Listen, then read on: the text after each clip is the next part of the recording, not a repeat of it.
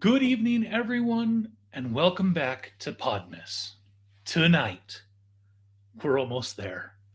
I'm your host, your fat friend Mark, and this is day 23, the penultimate night of our Advent journey. Tomorrow, it's the final bottle, the closing chapter. But tonight is something special. Tonight is about indulgence. Tonight is about reflection. Tonight is about stories, the ones we tell, the ones we live, and the ones we savor. Because tonight's wine isn't just a wine, it's a mood, it's a pause, it's a fairy tale poured into a glass. Tonight's wine is a bottle called, wait for it, Once Upon a Time.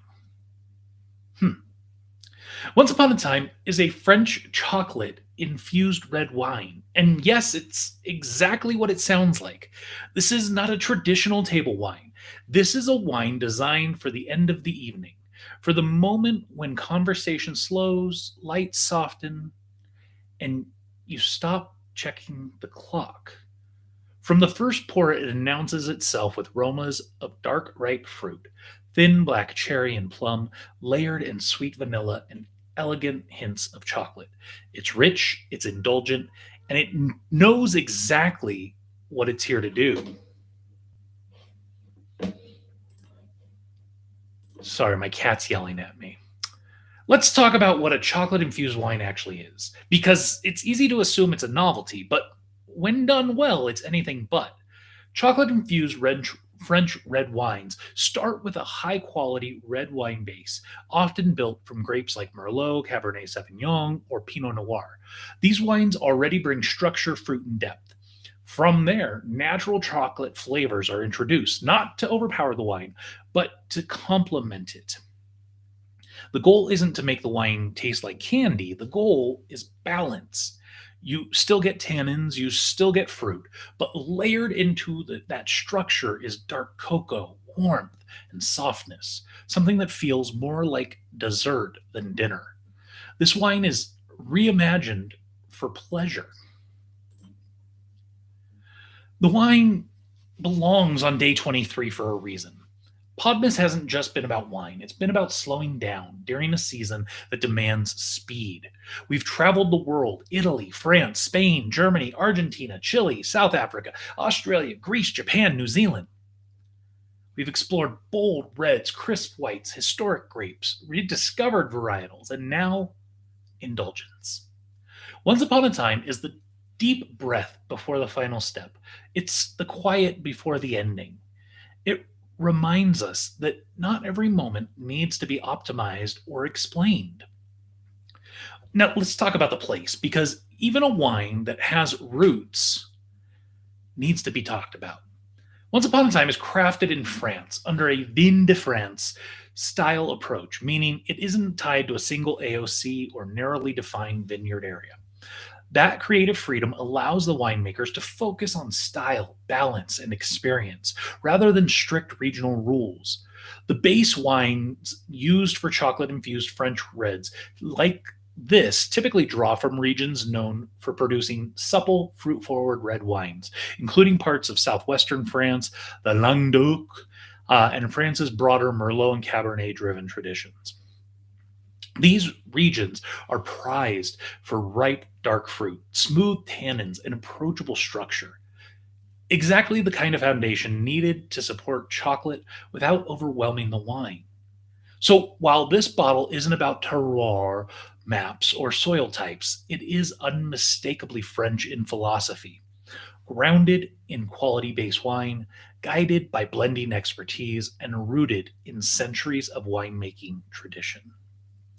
Well, let's slow down and really experience Once Upon a Time. Let me get this opened up here. So, on the nose, we should get dark, ripe fruit rises first: black cherry, blackberry, maybe even a touch of fig. Then comes vanilla, smooth and rounded, followed by elegant notes of chocolate, more dark cocoa than milk chocolate. It smells warm, comforting, almost nostalgic. On the palate, the wine is lush and velvety.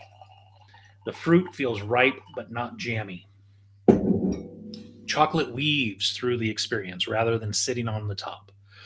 There's a sweetness here, but it's controlled, balanced, never cloying. Texture is silky, full bodied, the kind of wine that coats the palate and asks you to take your time. And on the finish, long and indulgent with lingering cocoa, soft fruit, and a gentle warmth that fades slowly. This is a wine you do not rush. It's a wine you linger with. Well, let's see how it smells. Wow. Cocoa right off the top. The cherries are there, but they're very, very faint. Picking up the vanilla. I'm not picking up blackberry.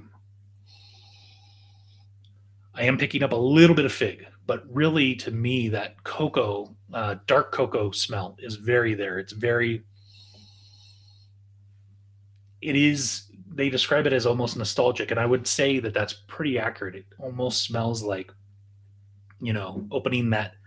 I don't want to like minimize it, but kind of like opening up that pack of Swiss Miss and pouring it into a hot cocoa glass. And the powder kind of like flies up and you catch a sniff of it. Almost like that, but more robust, more deep.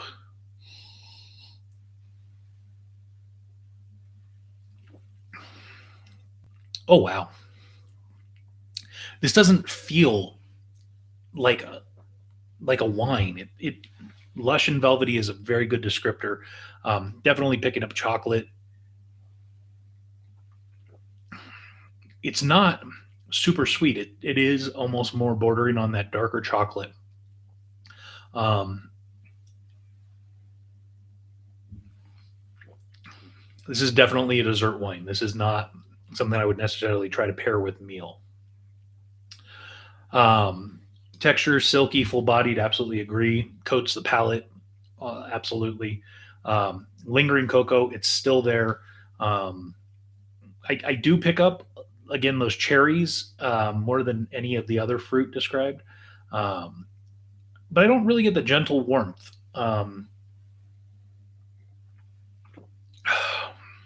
It's good. It's interesting. Let's talk about some food pairings. So, Once Upon a Time is built for indulgent pairings, and this is where you can have some fun. Let's do some dark chocolate desserts like chocolate cake, truffles, tarts. These amplify the wine's cocoa beautifully. Fresh berries, strawberries, raspberries, blackberries, their natural acidity cuts through the richness and keeps everything balanced. Go with your creamy cheeses like brie or mascarpone. They're going to offer contrast, soft, mild, and luxurious against the wine's depth. Nuts, roasted almonds, hazelnuts, pecans, texture matters here. The crunch will add complexity. Warm spices, dishes with cinnamon or nutmeg will echo the wine's subtle spice notes.